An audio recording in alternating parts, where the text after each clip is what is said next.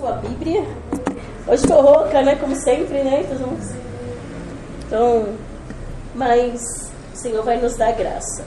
O Senhor já falou conosco através da mensagem cantada e continuará falando conosco através da mensagem escrita.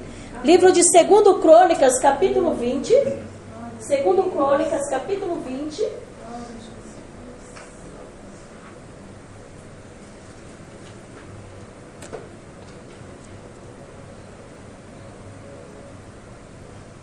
Versículo 17. 2 Crônicas 20, o versículo 17.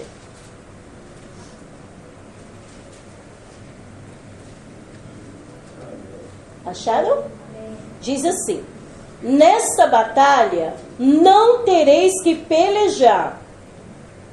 Postai-vos, ficai parado, e vede a salvação do Senhor para convosco. Ó Judá e Jerusalém, não temais, nem vos assusteis. Amanhã sai o encontro, porque o Senhor será convosco. Porque o Senhor será convosco. Pai, graças nós te damos neste lugar. Até aqui o Senhor tem falado conosco. Através, Pai, de cada louvor, de cada mensagem cantada, de cada mensagem escrita. E Tu tens a liberdade para continuar falando conosco. Não aquilo que nós queremos ouvir, mas aquilo que é necessário para a edificação da nossa fé em Cristo Jesus. Pai, enquanto a Tua palavra for sendo ministrada, Tu tens a liberdade, Santo Espírito de Deus, em falar e revelar a Tua vontade própria para cada vida, cada coração. E daremos a Ti toda a honra e toda a glória e todo o louvor, em nome de Jesus. Amém. Podeis assentar. O capítulo 20 conta a história da vitória sobre Josafá. Josafá era filho do rei Asa. E ele andou no caminho do seu pai. E ele procurou fazer aquilo que era reto aos olhos do Senhor. No capítulo 19, ele dá um deslize. Ele faz algo sem consultar o Senhor. E às vezes nós fazemos isso. Agimos por um impulso, agimos naquele momento achando que está certo aquilo, mas Deus ali o corrigiu. Mas haveria uma consequência lá na frente. Ou seja, para cada atitude, cada ação, haverá uma reação. Nós nos corrigimos, pedimos perdão, o Senhor nos perdoa, mas lá na frente colheremos algumas consequências. Mas Deus não perdoou? Sim, Ele perdoou. Mas as consequências, e teremos que arcar com elas. E Josafá, ele corrigiu aquele seu ato. Ele procurou fazer o que era reto aos olhos do Senhor. Ele aprendeu com aquela lição. E ali, foi passando os anos, tudo estava em harmonia, tudo estava em paz. Mas de repente, ele recebe uma notícia. 3 povos, os filhos de Amon, os filhos de Moabe e alguns moradores de Seir, 3 povos inimigos se reuniram para a destruição deles. E vieram contra ele. E essa notícia vem até aos ouvidos de Josafá. No primeiro instante, a primeira coisa que ele fez, ele teve medo. Quando nós recebemos uma notícia que vem, que não estamos esperando, a primeira reação é o medo. Nos paralisamos, ficamos atônitos. E foi isso que aconteceu com ele. Então o medo, ele tem dois objetivos. Ou ele nos paralisa, ou ele faz a gente avançar. Ou nós retrocedemos, ou nós avançamos. Mas Josafá, aquele medo levou ele a buscar ao Senhor. E é isso que nós vamos falar hoje. O Senhor pelejará por nós. Primeira ação: Josafá buscou ao Senhor. Não tem como viver uma resposta de Deus diante das crises, se não buscarmos a direção certa. O que fazer quando não sabemos o que fazer? Então Josafá, naquele momento, ele não sabia o que fazer. Ele estava de mãos atadas. Então ele correu para aquele que poderia fazer algo por ele. Quando você não souber o que fazer, que atitude tomar, ele já tinha aprendido no capítulo 19, que não podia tomar decisões precipitadas. Então ele foi buscar uma direção, uma resposta do Senhor. Ele queria que Deus falasse com ele e mostrasse para ele o que ele deveria fazer naquela situação. Então, em primeiro lugar, quando você tiver algo para resolver, que você não consegue, está fora do seu alcance, busque a Deus, busque direção, busque orientação, clame ao Senhor. Em segundo lugar, a Bíblia diz que ele proclamou um jejum ali. Ele invocou, ele reuniu todos. Olha a importância de estarmos reunidos, congregados na casa do Senhor. A Bíblia diz em Deuteronômio: 1 vence 1000, 2 vence 10.000. Olha como é importante, quando nós chegamos na casa do Senhor, estamos aqui reunidos, quanto que Deus já falou conosco, desde o momento que nós estamos aqui, através das mensagens cantadas, mensagens escritas. Deus foi falando, está falando e continuará falando. Enquanto a palavra está sendo ministrada, Ele está aí falando ao teu coração. E todos se reuniram como um só povo, um só coração, um só propósito, em busca de uma causa. Quando a igreja se reúne diante de Deus, com um só objetivo, um só coração, um só propósito, com a mente ligada em Deus, o céu se abre e Deus traz a resposta que precisa. E Josafá começou a clamar a Deus.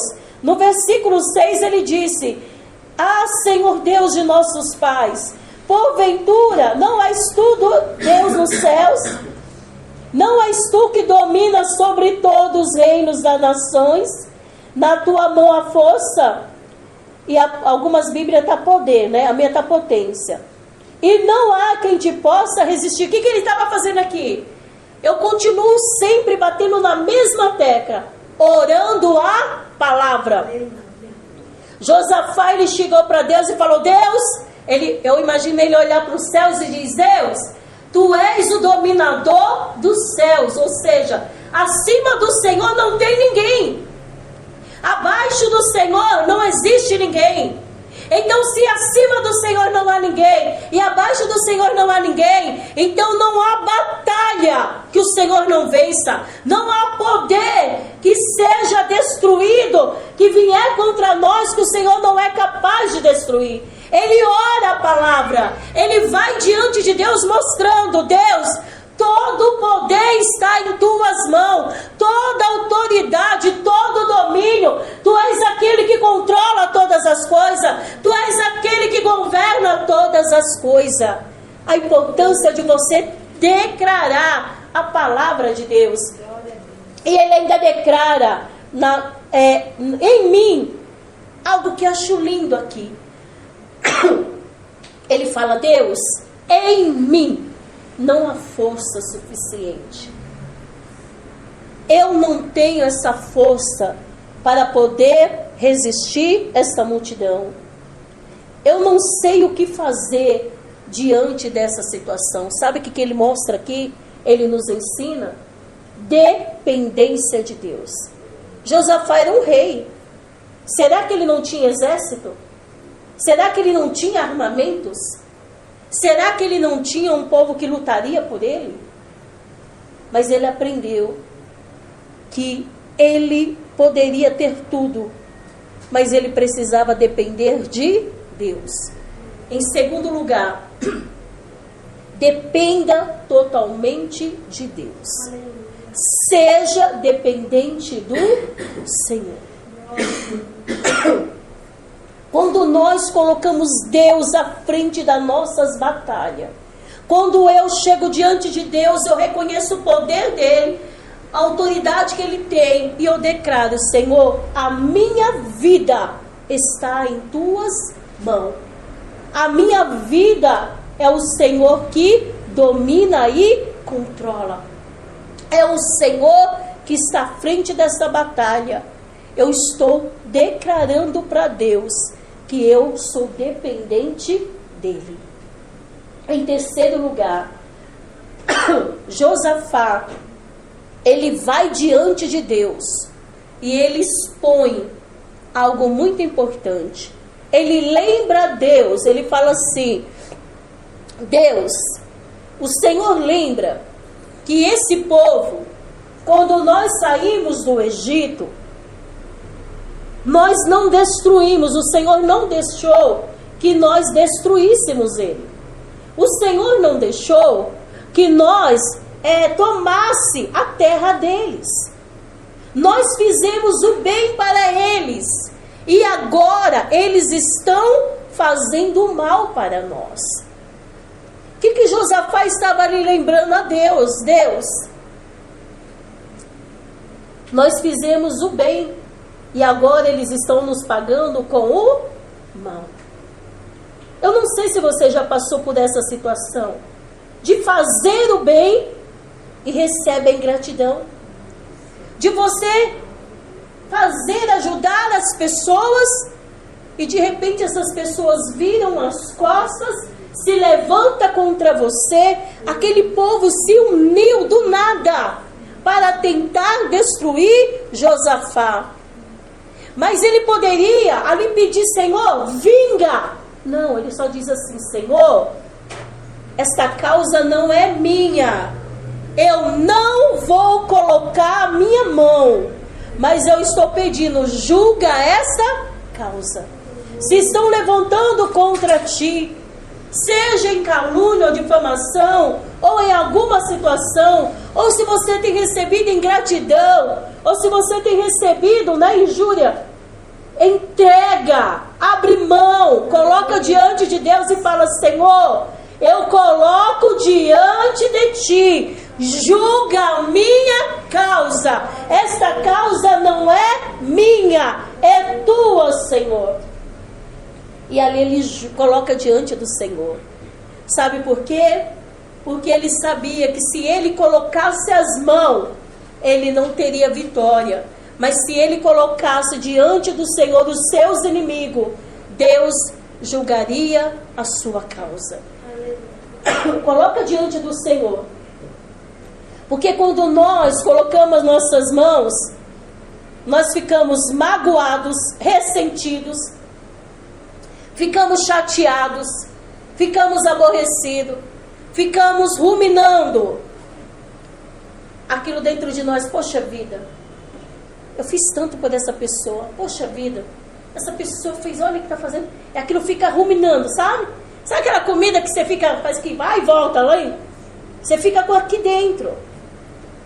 E isso, quando isso acontece, nós ficamos presos no mundo espiritual. Quando a gente fica ruminando aqui dentro, em situações passadas, em situações que fizeram conosco, agiram de má fé, estão tentando nos prejudicar. Quando aquilo a gente não libera, não larga a mão, a nossa vida fica paralisada. Então Josafá, ele colocou diante do Senhor. E ele lembrou a Deus uma coisa. No versículo 9. Se algum mal nos sobrevier, espada, juízo, peste ou fome, nós nos apresentaremos diante dessa casa e diante de ti, pois o teu nome está nesta casa. Clamaremos a ti na nossa angústia. Tu nos ouvirás e nos livrarás. Sabe o que ele estava dizendo? Ele buscou o Senhor, ele entregou os seus inimigos na mão do Senhor. Ele disse para Deus: Senhor, eu dependo do Senhor, essa causa não é minha, é tua. E ele fala algo muito importante para Deus, que às vezes, quando nós estamos enfrentando algum momento difícil, a primeira coisa que a gente fala: hoje eu não vou na igreja. Hoje eu não vou ficar em casa mesmo, eu vou buscar. Eu não sei se já aconteceu isso com você. Comigo já aconteceu.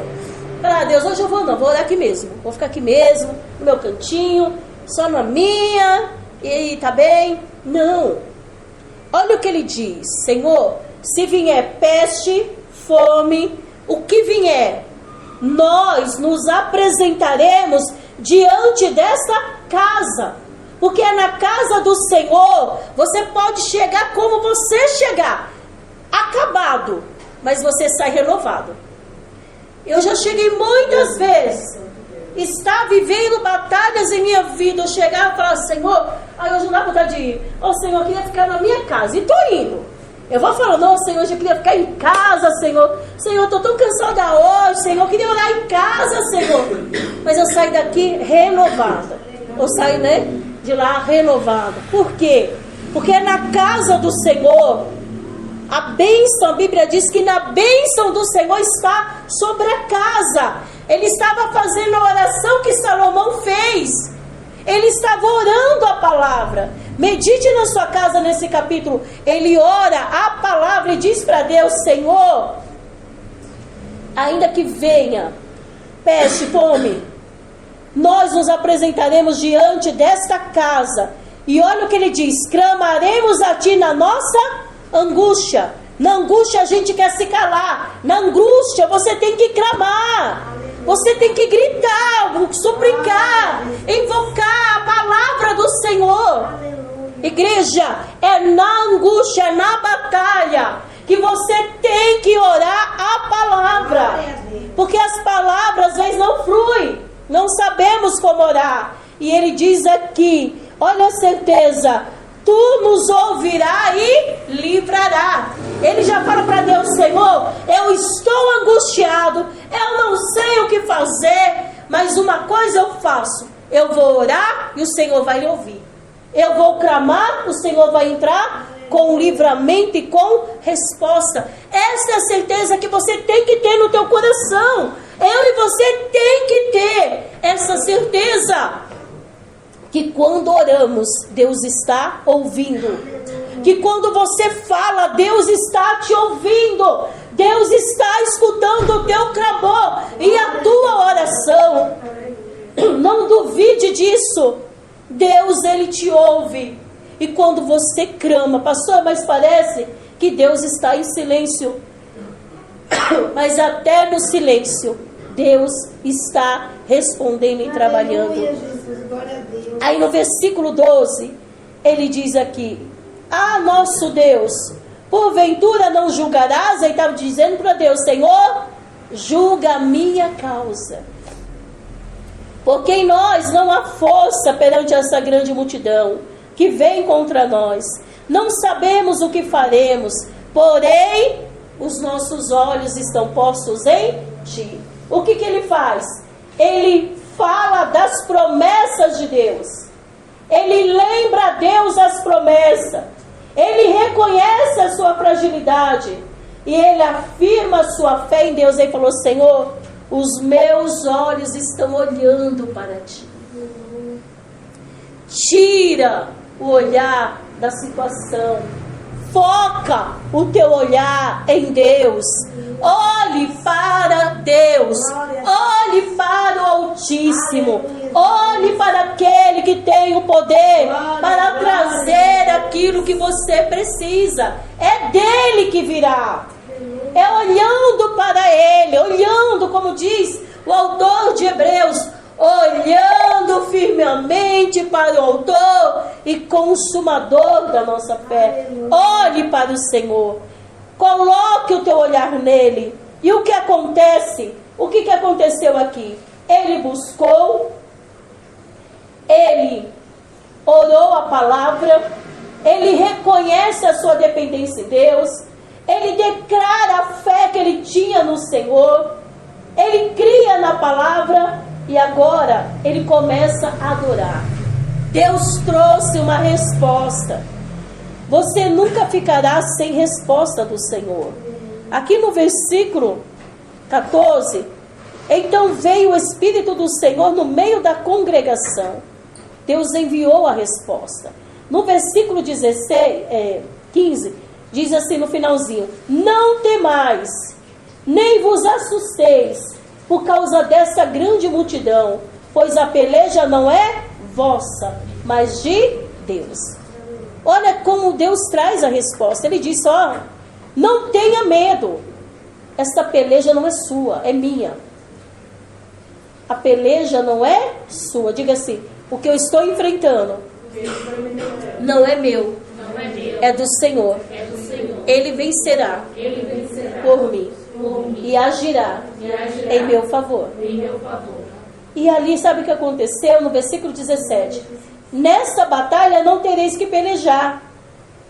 Tem uma versão, a minha, não sei como está na sua, diz assim: nessa batalha não tereis que pelejar, parai. Outras bíblias tais: ficai quietos e vede o livramento que o Senhor vos dará. Isso é o que o Senhor estava dizendo para eles: olha, vocês não precisarão tocar sua mão, nem com arma, nem com lança, e nem agir na força do braço. Quando o Senhor fala parai, aquietai, não é que eles iriam cruzar os braços, não.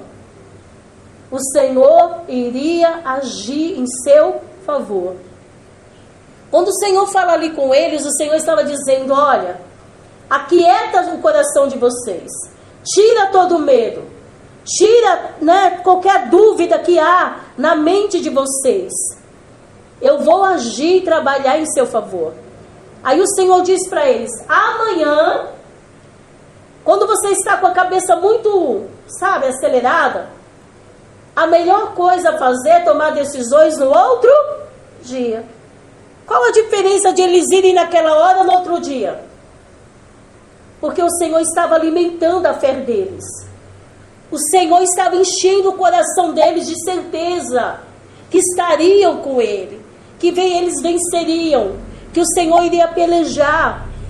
Por isso que o Senhor faz isso conosco. Ele vai trazendo esperança, fé, ânimo, coragem, vigor. Ele vai enchendo o nosso coração até que a gente se torne forte. Nos colocamos de pé e nós falamos: não, eu vou partir para cima. Eu vou me levantar, eu vou orar, eu vou clamar, eu vou buscar. Deus vai me responder.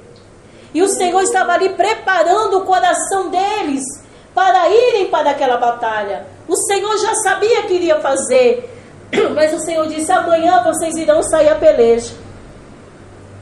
E algo que é mais lindo nessa passagem, irmãos: quem vai para uma guerra desarmado? Ninguém. Quem vai para uma guerra e de vez colocar... Você já viu as tropas de choque quando saem na rua?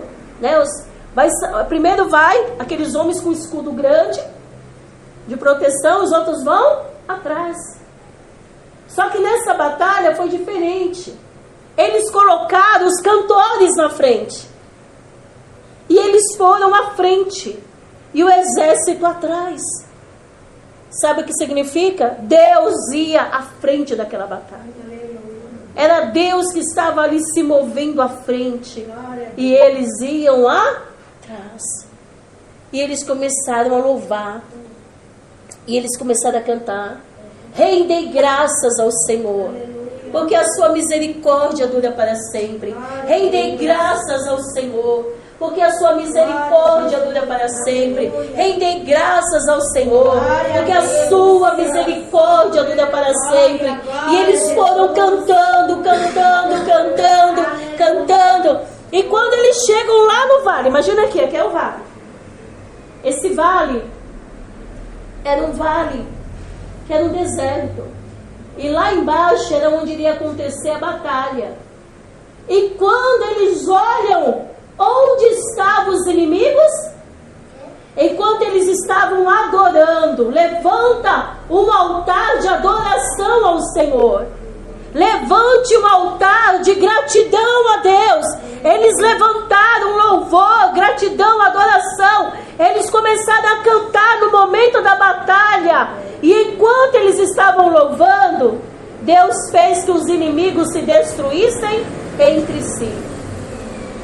Olha que coisa maravilhosa. sobrenatural.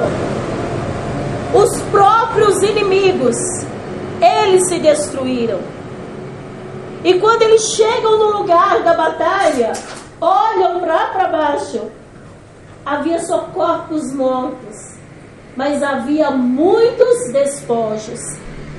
E durante 3 dias, a Bíblia diz que eles saquearam aquele lugar. Havia muita riqueza, havia muitas coisas preciosas. E eles, no lugar que era o deserto, eles deram o nome de Vale de Beraca, que significa Vale da Bênção. No meio do deserto, Deus fez um vale de bênção surgir. Talvez você esteja enfrentando um vale, um deserto, mas nesse deserto haverá um vale de bênção, de provisão, de prosperidade, das colheitas, das bonanças do Senhor sobre a tua vida. E foram tanto despojos que foram 4 dias carregando tudo aquilo em pleno deserto. Eles não precisaram se vingar com as próprias mãos. Eles não precisaram colocar as mãos deles, mas eles levantaram um altar de adoração. Você entende o porquê o inimigo quer tirar o louvor dos nossos lábios? O porquê ele quer tirar o nosso cântico de louvor?